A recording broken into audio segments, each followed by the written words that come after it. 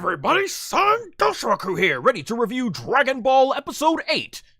Alright, so we kick things right off. Son Goku and Tamagami number 3 are ready on battle with their weapons. Goku on focus, and Tamagami wastes no time, coming fast straight to Son Goku. Goes for the top, and boom! Already with that massive hammer, showing that he is a big guy, but tremendously has a lot of speed, and Goku gets right out of the way. And then look how quick the Tamagami is, wasting no time. Boom! Goku dodges out of the way, comes in for another one. Boom! Goku still dodging. Boom! Goku still on point as the Tamagami decides to try and deliver a big sledgehammer shot, and bam! Well, that's more like a mallet, but man, Goku is dodging everything right out the way. And look at this, look how fancy my man is. It's just not good enough to go ahead and do a big jump. No, this man does a twisting 360 in the air and tries to slam. Bam! Son Goku still too fast, gets out of the way, and you can see right there on the face, like I've been saying in previous episodes of Dragon Ball DAIMA, Son Goku has absolutely been fighting jabroni after jabroni after jabroni. Well, ladies and gentlemen, that right there is the face of a man who realizes, oh boy,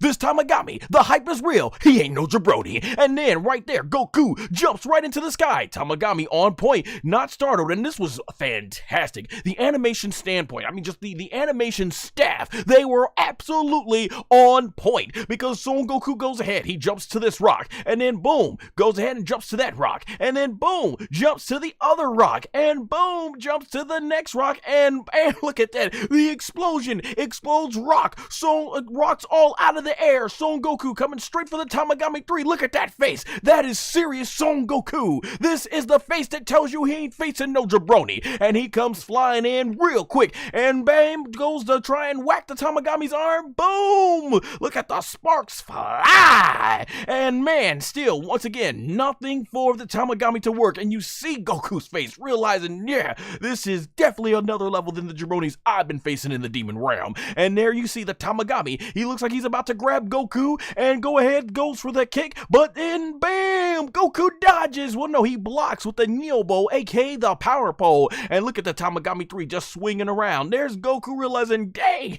whoa, this guy's on another level, and right here, Goku stops by putting the Niobo in the rocks, and is able to stop himself from going ahead flying far back. And then the Tamagami 3 picks up his mallet, starts swinging that sucker around, and jumps right at it, staying on, keeping the pressure applied. And Goku's like, nah, I ain't gonna stop. So he goes ahead and extends the Niobo, and boom, the Tamagami manages to stop point right before an inch of it hitting. This was good stuff. And right here, Son Goku gets Tamagami off of balance, swings it, and Son Goku's ready like that's my opening, and then bam, not enough, Tamagami already on point, having swung the mallet straight to Goku, but Goku still flies back, and the Tamagami, this was really cool. So if you're a big fan of the Marvel Cinematic Universe, this is totally the powers that you would get out of Thor, or even probably just Marvel Comics, because I'm a casual fan, so hey, this is just basically Thor at his best. So Tamagami, he ends up going ahead and commanding that the mallet gets sent back his way, and right there as Goku's going in for the charge, the mallet is closely coming up from behind him, and Son Goku sees, oh crap, and he flies, powers up, boom, teleports out of the way, teleports into the sky, and hops on the mallet like, nah, you ain't getting me that good, and now he's riding the mallet, and bam, when Tamagami 3 gets the mallet back, Goku ends up, he yanks it away, right from Goku, who does a backflip, and he's like, alright, I'm about to swing for the fences now. Goku looks like he's open, and no, Goku dodges, or did he? He's back on the mallet. Goku's like, nah, you ain't catching me, son.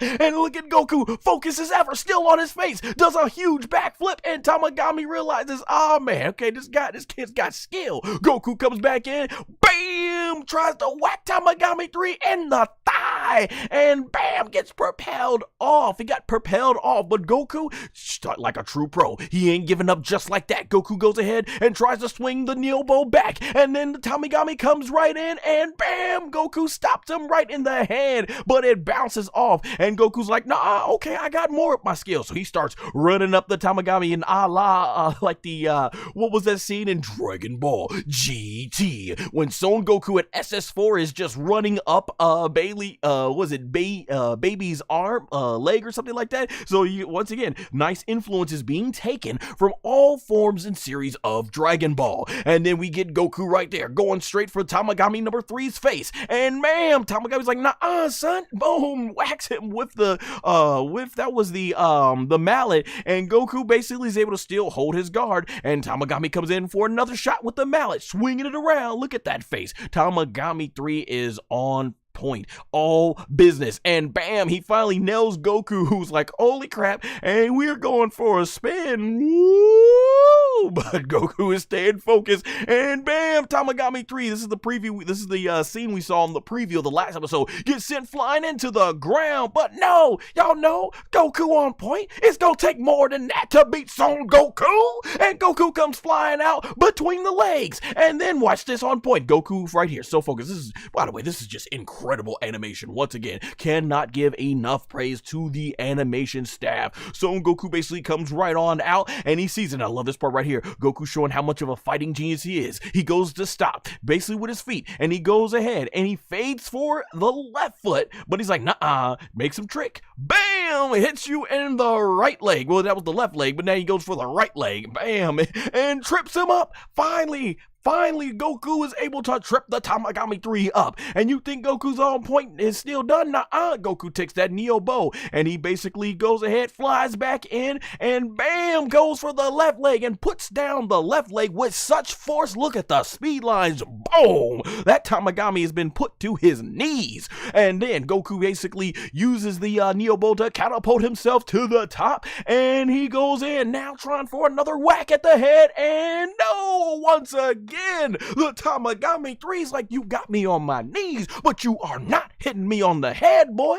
And right here, Goku is like, ah, crap. And Tamagami comes in for a big elbow quickly, and bam, did he get Son Goku? No, barely, just an inch. Goku's reflexes still on point, and we are in a fight, ladies and gentlemen, right off the bat. I mean, this episode didn't even begin with a recap. They just played the intro and got right into the action, which basically, I have to say, this is exactly the type of thing this series needed to do. So Tamagami 3 still on point. Goku goes ahead. He basically does some more backflips, gets back. He's getting on guard, keeping his distance, and Tamagami 3 then takes his pose, and he goes ahead and he takes the time to acknowledge. He says, not bad. He realized Goku got some skill, but oh boy, do us the audience know, Goku got more than just a skill that he has shown. And Tamagami 3 wastes no time and runs, and Goku's like, nah, I ain't done yet. So he flies back, and we get this epic wide shot of Tamagami 3 and Son Goku flying right towards each other, about to collapse. And then there they go, boom! Both their weapons have collided. I got to admit, man, this is so awesome to see a weapons battle in Dragon Ball. I know a lot of people were saying how cool would have been back in Dragon Ball Z. What was that, movie number 9, where they faced the villain Bojack? There was a character called Gokuak, something like that.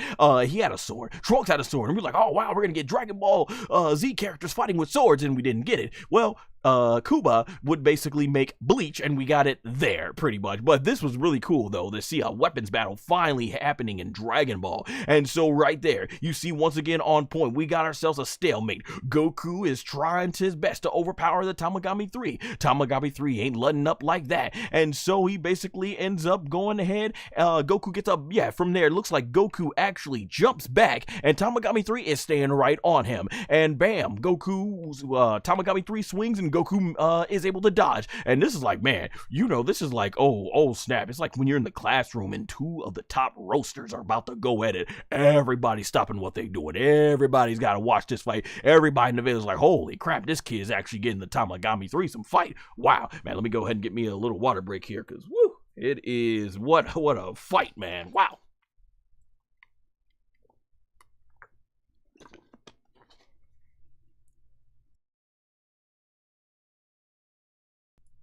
Alright, so as they go ahead, we see right there, Pansy is ecstatic. She cannot believe just how well Son Goku is doing against the Tamagami. And there you see Glorio just looking on, because as we remember in previous episodes, we've seen Glorio is secretly working for Dr. Arinsu.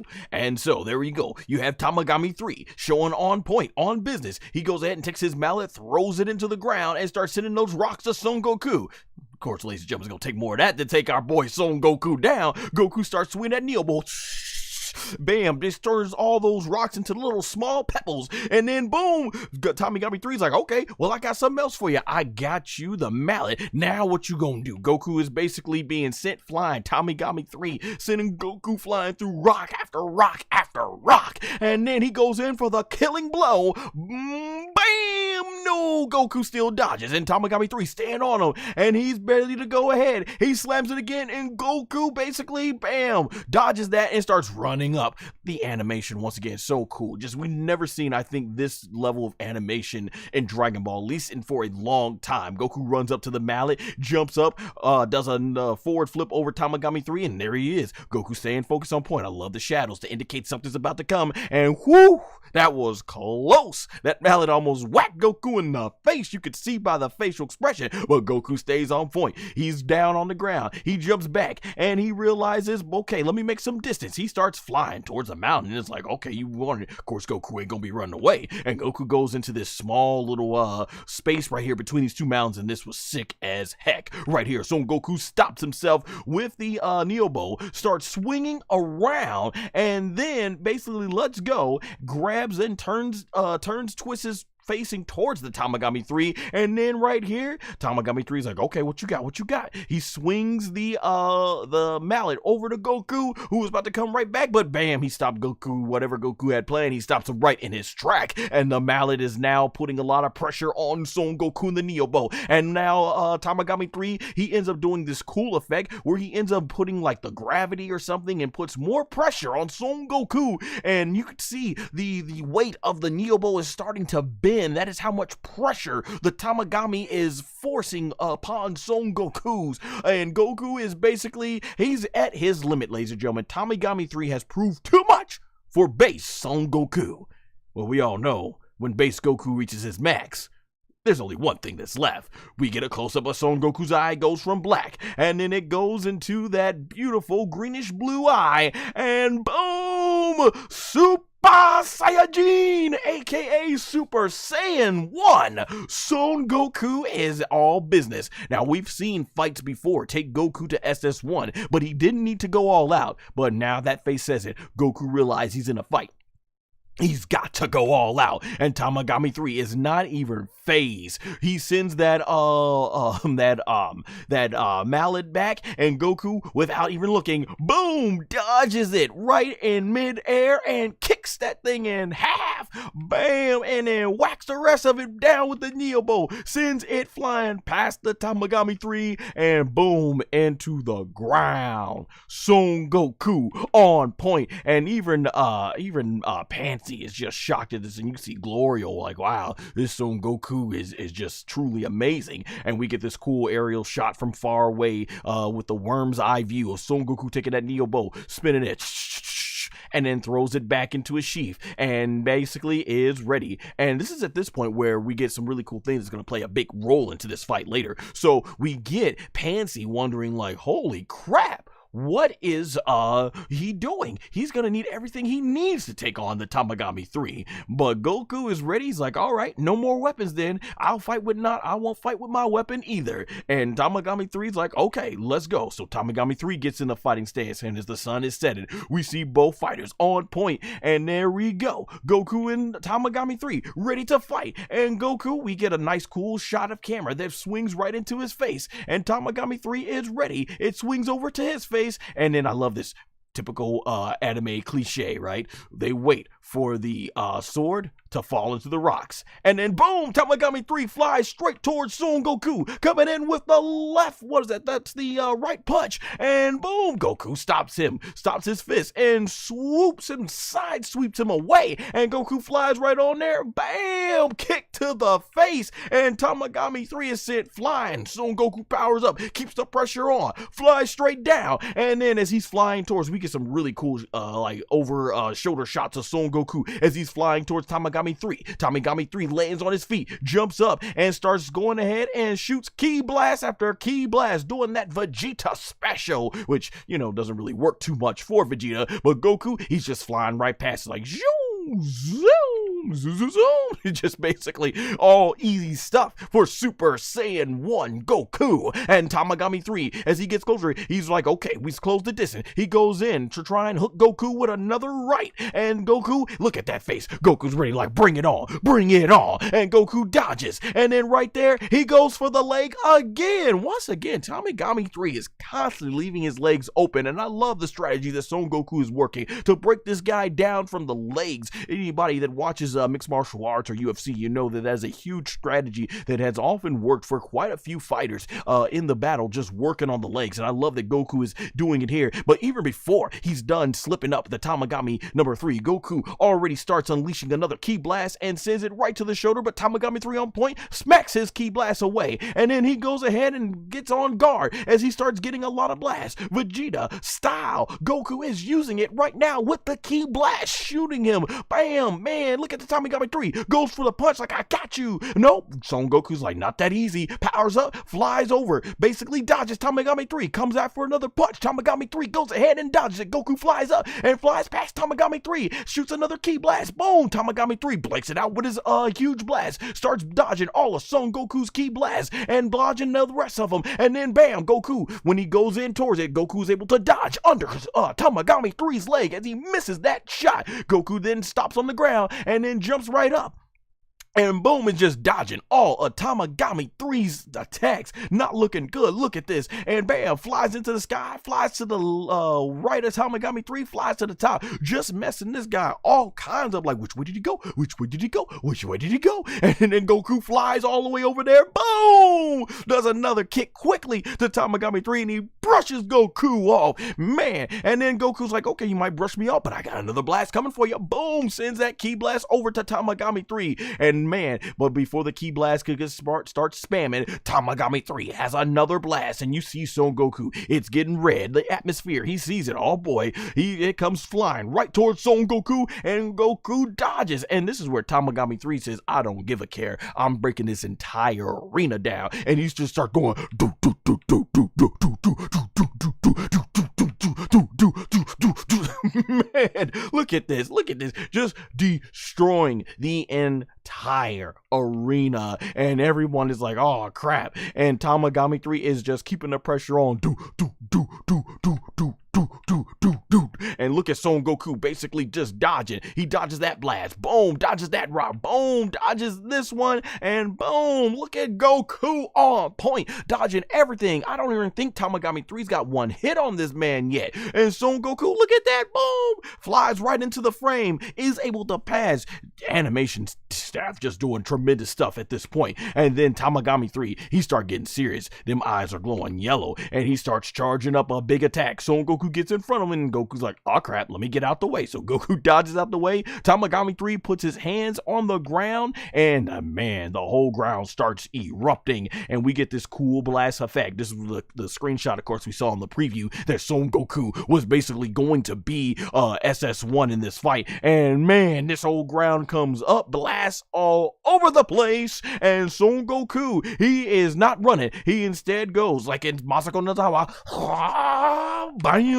He ends up going ahead doing some cool. And no, it's not the Kazakazami ghost attack. It is him firing up. He does it like he's gonna do like a final flash. The camera's going all over point. But no, Goku is setting up. Kamehameha.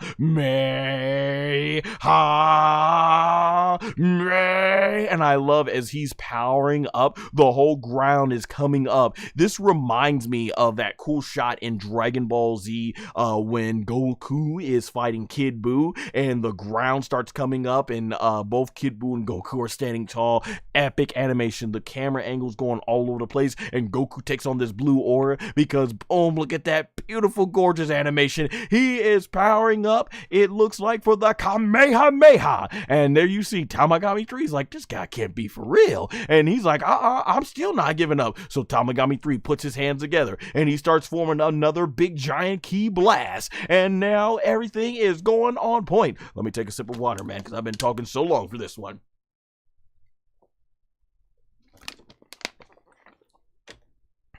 And so the rocks start coming up again, and then Son Goku basically right there, electricity on point. He is ready to unleash, and it looks like I think at this point Son Goku has gone SS2, ladies and gentlemen, Super Saiyan 2, which is of course pronounced as Super Saiyan 2 in the Funimation dub. And then Goku basically starts forming the Kamehameha. He's powering up. My terrible Masako Nozawa impression, but man, did she do on point. Can't wait to hear what Stephanie Dali's gonna say when the dub gets released. And man, look at this. We got all type of points. Electricity, Super Saiyan Blue, Super Saiyan 2. We got the Kamehameha, which is blue, and the rocks. Everything is just going on point. The atmosphere has changed. The rocks, it's all completely chaotic. The animators have just been told to go crazy. They you know, it's clear the animation staff was saying here, just have fun. And they said, we got you, fam. And oh boy, did they have us, because look how huge this Kamehameha is getting. Holy crap. And so right here, the Tamagami 3 unleashes what you got to imagine is his ultimate attack. And Son Goku on point with his eye. He looks over basically at full power and he goes ahead and he's ready to unleash. Look at that eyes. Look at that devastation face. That is Son Goku who is not playing, and he unleashes the Kamehameha wave and boom, it is unleashed. And it was so good, ladies and gentlemen. The animators like, we gotta animate it from another angle and show you from another shot. And so they do it. We get another one, Goku unleashing one of the most beautiful Kamehamehas I've seen in the series. And ladies and gentlemen, I've seen a lot of gorgeous Kamehamehas. And so we get this awesome shot where both key blasts are unleashing. We got red versus blue. And right here, look on point how amazing the animation for Son Goku is. Fantastic. It actually really looks a lot like that very colorful Kamehameha that we saw in the actual opening. So this was just fantastic. An amazing array of colors. Boy, man, getting huge. All right. Had to go ahead and take a break there. All right, now getting back to the main action. We get Son Goku. He is unleashed right here, basically looking at the absolute big giant ki blast, and he goes right through, ladies and gentlemen, right through the Tamagami 3's blast, and it is completely destroyed and hence makes a beeline right towards Tamagami 3. And Tamagami 3 is like, oh my gosh, I can't believe he destroyed my blast. And then boom, but once again, Tamagami 3 showing how strong he is to hold back SS2 Goku's Kamehameha wave. But this thing sends him crashing into the rocks, and look at Son Goku not letting up anything. He is on point. My gosh, what a beautiful colored looking Kamehameha. And we see just how far of a distance from this wide shot Goku has sent the Tamagami 3, and everyone's like, oh snap, what's about to happen? Even Glorio's, holy crap. And so Tamagami 3, he's able to get a footing of himself, and he's able to stop as this thing sends him right here. It sends him from the ground all the way to the top of this mountain, and at that point Tamagami 3 has finally been able to hold back the Kamehameha, and it's looking crazy. But Son Goku, he ain't gonna give up like that. He unleashes more power into the Kamehameha and unleashes a huge amount of energy through the Kamehameha wave that gets sent flying in there. And once this hits Tamagami 3, he is sweating bullets. This is the first time that we've seen Tamagami 3 actually starting to be fear, like, holy crap, I didn't know this kid was this strong. But Tamagami 3 is showing how much strength he has left. He's like, nah, I ain't going down like this. Tamagami 3 then he compresses the Kamehameha together, and boom, swoops that thing in the sky. The Kamehameha, because remember, they were in the rock. He was deep into the rock. We get this cool, amazing animation shot of the Kamehameha going right through the rock, all over the place, through the tunnel, into the sky. And then it goes deep into the sky and boom, blows up. You best believe, ladies and gentlemen, that would have been it for Tamagami 3 had he not been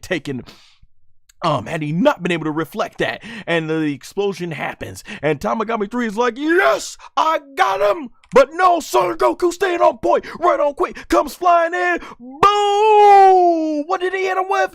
Oh, Tamagami 3 is like, oh, I have never felt pain like this! With the spit coming out, once again, if they didn't have to probably put this on Fuji TV, I'm pretty sure that would have been blood. And there it is, ladies and gentlemen, Son Goku hits him with one of his most classic shots, the Raccoon finisher! The elbow into the gut, and Son Goku on point, ready, SS2, electricity going, ready to fight more, and look at this, Goku on point, ready for Tamagami 3 to make his next dart so he can catch him. Tamagami 3, hold his gut, he gets down to his legs, boy is squatting down, squatter than someone who has to unleash a load that they've been holding in all day, boy. He squat down, bam, lands on the ground in that raccoon style. And right there, Son Goku's waiting for him to make his move, waiting for him like, come on, bring it, I ain't done, I'm ready. And what is Tamagami 3? He says, I give up. The power, I understand, is too great between me and you. You win. Oh, it is all over just like that. He tapped out. He gave up. He said he didn't want no more of Son Goku. And there you see Super Saiyajin 2's Son Goku basically looking at, what? He gave up? And he goes right back into base form. And everyone is shocked. Well, not Nahare, who we realize is now, based on next episode, we know is now the East Kaioshin, aka the Supreme Kai's actual name. And look at Glorio's like, oh my gosh, the kid actually did it. And Pansy's like, someone actually beat the Tamagami? And these people behind them, they are ecstatic. They are like, what? I cannot believe they've been waiting, what did they say? Was it like 20 years or 20,000 years? However many years they've waited since someone could actually beat the Tamagami 3. Oh my gosh, let me go ahead and take a break here.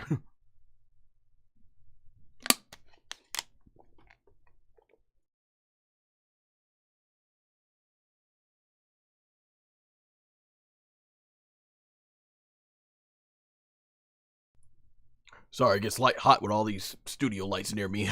But anyways, we continue on now. So Tamagami 3 basically lets him know that there is just one more test in order for him to get the Dragon Ball in his possession. And Son Goku's wondering, like, what is this? So now it's nighttime and we're back here to the arena. And so Tamagami 3 basically explains that what he has to do here is he's going, even Pansy's like, what the heck is going on here? He takes the third Dragon Ball and he puts it in this cup and spins it around, and then he puts the cup down onto the table platform, and he explains he's going to switch all these up, and if you can guess which one has the Dragon Ball in it, it's officially yours. Which I'm kind of like, I'm honestly, as he's switching it around here and just moving it, you see Son Goku is absolutely just staring straight ahead, and it's moving quick right here. And Son Goku, we get a huge close-up look on Son Goku's eyes, and Tamagami 3 is like, okay, which one is the Dragon Ball in? And Pansy's like, this is bull crap, because and you know, I kind of am like with Pansy on that, like, what's the point of proving you can beat the Tamagami in an actual fight, but because you can't guess where he placed the Dragon Ball, you lose? So it's like, what does that make? That doesn't make any sense, right? It's like playing a game where you gotta get a certain amount of questions right, and you get all the questions right, you get like all 9 questions right, and in the 10th answer, everyone says, well, hey, it's for 10 points, and the person that lost all 9 points, they get that question round, so they get automatic 10 points, making them, 11, and basically they win the game. So it's like everything didn't even matter. That last round is the only thing that counts, because you just need to get that one right and you win. So that's exactly what this was like. But I was figuring that I'm like, Son Goku's got this, because if he was able to read Tamagami's movements, surely that means he can read Tamagami movements here. And so that's where Nahare, aka the Supreme Kai, mentions that, yeah, I wasn't able to follow this either. And Tamagami 3 is like, okay, so which one did I put it in? Which one of these cups is it in? And Son Goku, as many said, they feel that Dragon Ball Super and Daima has made Son Goku a lot more dumber than what he is in Dragon Ball Z. And this is one of those times where, ladies and gentlemen, I felt that this was going back to Son Goku and Dragon Ball Z. This goes back to how he was even portrayed in Dragon Ball GT. Son Goku, he didn't grow up in society, and so therefore he didn't have the type of education that, most of us would have. But what Son Goku was always smart at, definitely, was as a fighter. He is a martial arts genius, and so this type of thing is definitely something that showed off Goku's smart abilities, as he realizes, says, they're neither of them. That Dragon Ball is not in any one of those cups. And the Tamagami 3 is like, oh, how so? Then where would it be? And Son Goku points, it's over there. And he mentions that it's above the civilian's head. And they're like shocked, like, what? And Son Goku mentions that back when he was going ahead and mixing the Dragon Ball, supposedly mixing the Dragon Balls up within the cup, he mentions how the Tamagami 3 threw it out to throw Son Goku off. And Tamagami 3 ends up going like, you know what? I like you. You fight fair. The Dragon Ball is all yours. So he brings the Dragon Ball 3 over and grabs it and hands it off to Son Goku. And right there, Goku has done it. We see the Dragon Ball light goes ahead and disperse. Amazing animation effects right there in the tree, and it's no more. And from there, Tamagami 3, he ends up calling forth back his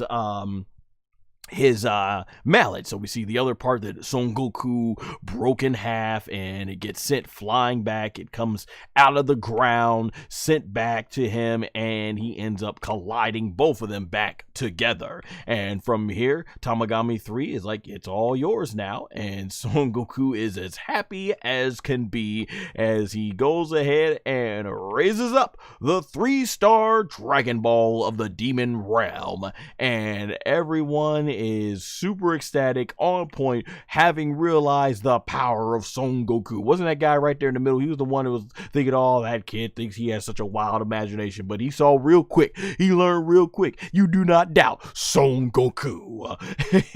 And as Goku is laughing and smiling over here, it's cool. You see the Tamagami 3 has a big smile on his face, which makes me wonder, I'm like, so Tamagami 3, what's his job? If he was just there to protect the Dragon Ball, what does he do? He just sits there now? Like, it must seem like a boring lifestyle, especially for him having done this for thousands and thousands of years.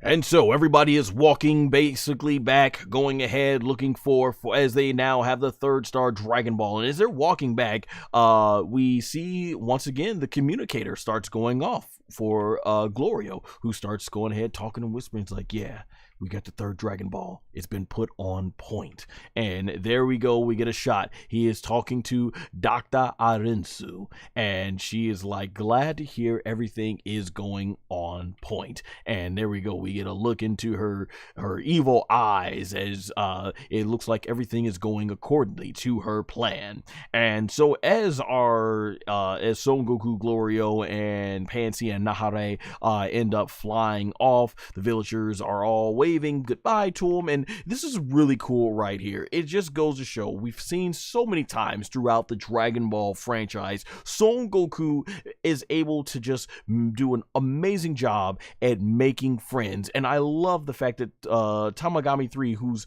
been fighting these monsters for thousands and thousands of years, he's never fought anyone like Son Goku, and he's up here practicing the Kamehameha. I thought that was really cool. And when he sees that they're leaving, he ends up waving back. So Goku has made a new ally just by being himself. The story that's been told with Son Goku all this time, and just being a fair fighter. It's like one of those times where, yeah, Goku being a fair fighter works good. So we know that Tamagami 3 is definitely not evil, which is really cool, just very, very strong. And so Pansy is like, man, we made it through that. She's like just ecstatic, like, yeah, we got through that, and is amazed too that how in the world can Goku do all this stuff? Like your race has all this magic, and Goku's like, yeah, I guess me going Super Saiyan 2 and all that stuff is magic and doing the Kamehameha, but Goku must have been rewarded by the villagers because he got all this free food, I'm imagining, and Goku just starts going ham. You know, he probably burnt up a lot of calories in that fight. And Glorio, I think he mentioned something like 2 days before they're going to arrive to like Demon Realm 2, so they're on point, which apparently is a lot more quicker than if they were in that rinky-dink ship that they had earlier. So they end up going by, and there we are. And then we are sent back here to Gomah's palace, and just really cool animation that we saw in the very beginning of the episode. They are studying the footage that they have of the Majin Buu saga, looking back when Vegeta hit the final explosion. And Degesu, he notices something. He's like, wait a minute, let's go back. And he pauses it, and he zooms in, and it's very pixelated looking, but he can see it looks like someone who is Dr. Arinsu. It's very pixelated looking, and you see right there Gomah's like, I believe that is her. And they end up basically turning 144p footage into 8K, I guess, because they have the magic to do so. So Arinsu is right here, and she is picking up something, and Gomah is in disbelief. And what she's picking up here is the little pieces of fat Majin Buu that were around when Vegeta blew himself up, and she puts it into this chest, and whatever this thing is, and basically is able to close it. Now, what's very interesting about here, this is a retcon, or more so just a more big reveal, because I gotta wonder, first of all, you guys remember how tough it was in the Buu saga to defeat Majin Buu. Blowing him up into little tiny pieces didn't work. I think there's one part where Gotenks used the Kazakazmi Ghost attack, and it completely destroyed Super Buu into those pink little chunks, and then they completely obliterated all those chunks into nothing but black ash, and then the smoke from the ash was enough to regenerate Super Buu. So how much power is this little case thing that she's putting Buu's, the little piece of Majin Buu in? How strong is that? That's what I gotta really wonder. And so Gomah's like, what is she doing mucking around? Because as it was stated earlier, in the first episode of Dragon Ball, when it came down to that, was that they said that Dr. Arinsu had already been traveling to the outside world, and this is cool. Now, some people are probably going to get angry about this, wondering about, with Dr. Arinsu, wondering in this scene, okay, why didn't Piccolo see her? So, if I remember correctly, after Vegeta blows himself up, Piccolo, Kudin, aka Krillin, Goten, Trunks, they were all a far great distance, and I believe Piccolo, he ends up handing Goten and Trunks off to, is it right, he did that before Vegeta made his sacrifice. Piccolo ends up flying back to the area to see what's left, now that he believes Fat Buu is completely destroyed. So, in that time frame, that could have been everything he needed to see for that would have been everything. Aransu would have been able to grab the piece of Fat Buu, because Fat Buu doesn't start really regenerating until after Piccolo gets there. So this clearly happened in that time frame. And as far as being able to censor, I'm not sure how that works. So we know she's a Glen, and clearly I think Piccolo was able to sense the East Kaioshin's power. So why they didn't censor, if she's able to keep her power on the download like that, we're not sure if that was explained or not. But it's crazy that no one even expected that Dr. Arinsu was there. Like, how long ago was she there? Was she staying in that warp time, basically, and then just ended up basically coming by? So who knows? It's very interesting, but I actually like it. I'm not going to be angry about it being a retcon and all that stuff. Like, I think it's cool. It adds more lore to the Majin Buu arc and everything. And we got a new person in chat, Tim Hirtif. Hirft. Sorry if I mispronounced your last name, but thank you for joining the chat. He says, hey, what do you think if Kami, King, Piccolo, and Piccolo all fused instead of just Kami and Piccolo? How strong do you think that fusion would be? So I'm guessing you're asking about Kami and Kami, King Piccolo, and Piccolo. Maybe not that much stronger. I mean, Piccolo did a lot more training, became way more stronger than his father, even going back to the end of Dragon Ball. And you add everything in, that was the whole idea of why Kami knew that him and Piccolo coming back to fusing together would be stronger. And I don't really know if King Piccolo would have added that much strength to it and everything. But yeah, it's a pretty fascinating question. Thank you for chatting, sending that in the chat. And so we get back to the episode here, where once again, awesome, amazing looking animation. This, I don't know, for some reason this kind of just reminded me of Beerus Planet. It just reminded me so much of Beerus Planet. That looked awesome. This animation was really cool, on point. Like, just look how gorgeous that tree looks. Like, it's beautiful, but I love how as we descend down it starts looking more hellish. And this is apparently the house, I believe, of where Dr. Arinsu lives. And here she's just, I don't know what she's doing. Is she like is this their way of vaping or smoking or whatever? I don't know if they succumb to the same laws of humans in the outside world or whatever. But there he is, and man, I guess she's just smoking, having a good time or whatever. But yeah, she goes into this place, and here, let's say I put it down in my notes, we are introduced to this witch character, which one of the witch characters I believe was actually leaked by Geekdom 101. So his sources were definitely, once again, showing how they were on point with that one. So this character is named Marba. So Marba is cooking up something here, and we see where it's spicy, like, you know, it's just bubbling. And Arinsu is right there with Marba, and they start talking. And basically, this is another huge thing that people are talking about, a retcon.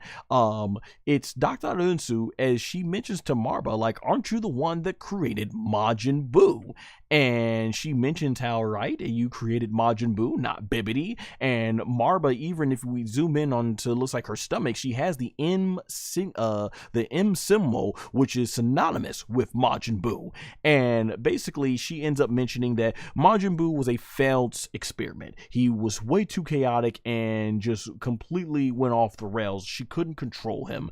And Dr. Arinsu basically mentions how it was Bibbidi who came around and actually asked Marba for Majin Buu to make it look like as if he was the one that created him. And so from there, they're asking basically this new Majin Buu, or they're alluding that this new Majin Buu that she's working with, the sample that she brought back, should work a lot better. And she expects that this will work good. And Marba's basically thinking it should, hopefully this time. Keyword should. And Arinsu's like, what you mean should? And she's basically explaining how Majin Buu is just completely so unpredictable. And I love how in the smoke we see Fat Buu, we see Super Buu, we see Thin Buu. I'm glad they didn't forget Thin Buu. Then we see Super Buu, and then we see Kid Buu. That was really cool. Now, why it's doing this when it's taken from a sample of just Fat Buu, who originally originated from Kid Buu and the Dia Kaioshin, aka Ultimate Supreme Kai, I'm not sure, but that was really cool.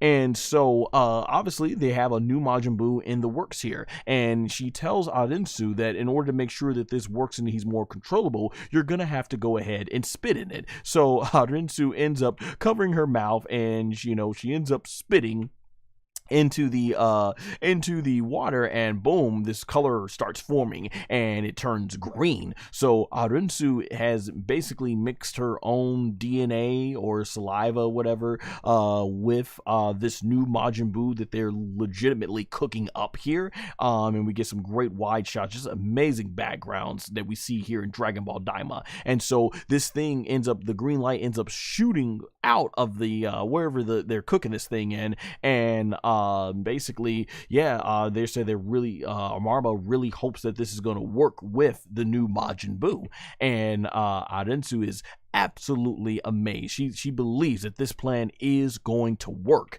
and we see it going into the sky. And what's very interesting here is Arinsu mentions how she's going to use this new Majin Buu that they're cooking up to get the Dragon Balls. And at this point, Marba's like, what? You actually want to get the Dragon Balls? Because that means you got to take on the Tamagamis. And Tamagami 3 apparently was strong enough as it is, at least. Also, how truly strong is Tamagamis 2 and 1? And so Arinsu's like, oh, I've got it. I got plans already underway. And we get this zoom-in shot of Son Goku, who's just out snoring, sleeping, slobbing. He's got that Dragon Ball because she's using Glorio to try and get... He's using Glorio to try and basically get Son Goku as a way to defeat the Tamagamis. Of course, she knows Goku was the one who defeated Majin Buu. And Arinsu, and you see Dr. Arinsu, she is so sure of herself. And I gotta say, take a break here to just talk about some of this stuff here. So once again, I'm loving the presentation of Dr. Arinsu. I am all here for Dragon Ball female villains. It's really cool. I think this is one of the coolest characters Toriyama has created in this series. And once again, some fans are getting mad about the retcon. So I guess Buu's been retconned 3 times. So the way the story goes is that Akira Toriyama first states in the Dragon Ball manga that Majin Buu was created by the wizard Tubebuddy. And then later on in an interview, years after he finished the manga, he states that, well, actually, Majin Buu was there and since almost the beginning of time, or at least a time of which is very hard to remember. Like so far deep back in time, it's a point that majority and most people don't even remember, and that's where Buu was there, and it's just Tubebuddy found a way to conjure him up, and the East Kaioshin believed that Tubebuddy was the one to created him because, once again, this goes so far back in time, like Buu's like 5 million years old or something. So yeah, and now we find out here, no, actually it was Marba who actually created Majin Buu, and Tubebuddy just asked her to go ahead and conjure him up and everything. You know, it all still works together. Obviously, Buu goes way beyond the East Kaioshin, aka the Supreme Kai, aka Nahare's time. So for all he didn't know any of this, going back to Marba creating Buu and Tubebuddy being the one to try and take credit for it all. So it was very interesting, and I love this lore. This is the type of lore that I wanted. It feels like it's definitely progressing the story a lot more faster, a lot more better, honestly. And now that we are definitely getting some things are picking up in the plot now. Like, man, this is getting really good. I think it's fantastic. So yeah, I don't mind Marba being the one who defeated Buu, being the one that created Buu, and Tubebuddy being the one that took care of things from there afterwards. It's fine with me. And so then we get this shot here, basically in the demon realm, where King Caden, basically who's drunk, goes ahead and tells Hibiscus that, hey, Son Goku got one of the Dragon Balls. He defeated Tamagami 3, and Piccolo and Vegeta are like, what? And I don't think they even know much about the Tamagamis and everything, and what's the significance of this, but they realize, I think, oh, okay, so Son Goku's been fighting and he's already doing some big things there, and even Bulma, aka Gomah, realizes that, and they are getting lit. Look at it, they are partying, they are drunk, they've got, what is it, chicken bones or wings and stuff, and these guys are drunk. Like, you got copy paste numbers 1, numbers 2, number 3, number 4, number 5, 6, 7. I gotta call them copy and paste because they're just copy and paste the same character design over. They are just getting lit. Everyone's having a good old party time. They're like, hey, come on and join us. You know, the Tamagami's been defeated. Number 3 has. And they said they even, and I think Hibiscus, he makes a point that he wants mud colored wine, not mud flavored, but mud colored wine. And Bulma, aka Gomah, she's ecstatic. She's like, oh, what does mud colored wine taste like? Now, to be fair to Abura, she did say it was said colored, not flavored. And Hibiscus, he looks over and he just stares for an uncomfortable amount of time at Abura, and eventually says, it tastes like mud. That's what mud colored wine tastes like mud. And Bulma, she ends up feeling like kind of silly, like, oh, like, yeah, I don't want that. And so Vegeta's basically demanding that Hibiscus starts going ahead and telling him like, hey, I need to know, how long until we get there or something like that. And Hibiscus, he just completely ignores Vegeta for the longest time, and Vegeta's starting to get angry. He's like, won't you say something to me? And Hibiscus says, no, because you're arrogant and act like you own the place. Place like you some sort of king or something. or prince or king or prince or something like that. And Vegeta's like, oh, he's completely annoyed and angry about this. Just completely owned Vegeta's whole life like you're a king. And of course, he's always called himself the prince of all Saiyans, aka Saiyajins. And so from there, Vegeta, he ends up swallowing his pride, and he goes like saying, okay, please let me know. And then Hibiscus, I think, lets him know the answer. And Piccolo's like, Vegeta, you just don't get it. You gotta learn your better manners. And I thought it was the cutest thing. We get Bulma, aka Gomah, just covering her mouth, just trying to hold back her laughter, knowing how her husband is. I thought it was a cute, adorable moment, and I'm loving Hibiscus nonchalant comedy, basically, like, duh, you should know this. And so we get to the next episode preview. I don't know what their names is, so here's what we're gonna do. We're gonna call the old person here Reject Big Bird, and we're gonna call this blue thing here the Big Smurf that couldn't. So basically, the next episode preview kicks off with Big Bird Reject and the Big Smurf that couldn't, and we see that Panzy has her hair down. She looks like must be in some new shirt and everything, pajamas. So it looks like they were finally able to get themselves to a nice luxury hotel and get those showers that they've been needing. We even see SonGoshuaku's got some new drip on. Honestly, it looks like he looks so much like Goten here, and I know Goku and Goten basically have the same character design for when they're kids, but it's crazy because, like, I identify Goten being dressed like this. Never did we really see Son Goku as a kid dressed like this, but Son Goku still staying on point with his training, realizing, because let's be honest, he had to go SS2 in order to defeat Tamagami 3. Knowing there's still 2 more, he's probably gonna have to break out SS3, and we don't know if Son Goku's gotten good enough and adapted to the demon realm where he could do that yet. And so from here, it looks like that the Big Bird Reject is going to kidnap or steal something and probably bring it over to the Big Smurf that couldn't. And we even see at this point, we see coming into a room is Glorio, who's already on point and points his gun at someone, and that is exactly where the preview ends. So man, I cannot wait for the next episode. Dragon Ball DAIMA picking up. It really shows that for those of us that had patience, we were highly rewarded with this episode. Highly rewarded, for those of us that understand that Toriyama's a gag manga and he's more than just doing action and fight scenes, and he's about adventure, and that he wants to pay tribute to all series of Dragon Ball, DB, Z, GT, Super, all of it putting in here, because this is one that definitely paid tribute to the type of action you would expect in Dragon Ball Z. And holy crap, with the animation that we got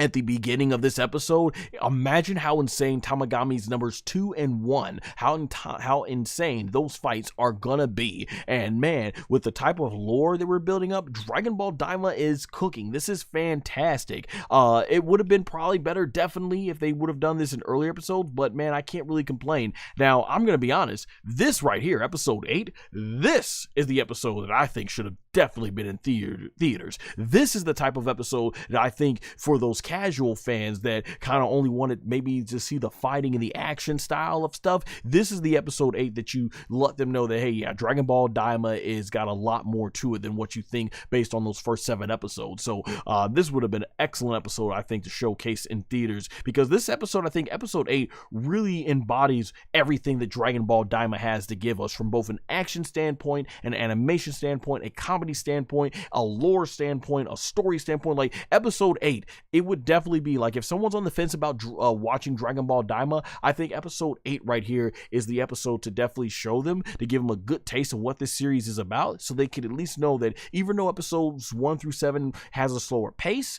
you're going to get some good stuff because you know what it's leading to. And now with episode 8, you know there's way more to come. So man, I think Dragon Ball episode 8 was fantastic. Definitely the best episode yet. Now we're going to go ahead and move on to the chat and see what has to be said here. All right, so we have Tim from earlier in that comment that I mentioned about about him fusing Kami, King, Piccolo Daima, and Piccolo fusing together. Said especially during the especially now during the not sure if you mentioned there. I'm guessing you mean during this time period. So if that's what you meant, Tim, I mean in this time period, yeah, Piccolo Daima is just so far past. Like I think even Kami, because when Kami was in disguise as Shin in the 23rd Tenkaichi Budokai, he was able to give Piccolo a better fight than I'm pretty sure Piccolo Daima would have. So that would have been interesting. But yeah, I guess not much going on in chat right now here in the afternoon. Sorry, I was late with this Dragon Ball DAIMA review.